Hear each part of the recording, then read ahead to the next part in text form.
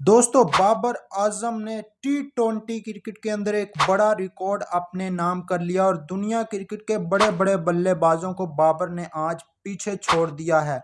अगर इस रिकॉर्ड के बाद बाबर आजम को टी20 क्रिकेट का डॉन ब्रैडमैन कहा जाए तो ये बात गलत नहीं होगी। जिस तरह बाबर आजम टी20 में कंसिस्टेंसी से परफॉर्म कर रहे हैं, अक्सर लोगों का ये मानना है कि बाबर आजम की टी20 में जगह नहीं बनती, लेकिन आज जब बाबर आजम ने ये रिकॉर्ड अपने नाम किया तो जोरदार तमाचा मारा उन लोगों के मुंह पर जो ये बात करते हैं कि बाबर की टी20 टीम में जगह नहीं बनती।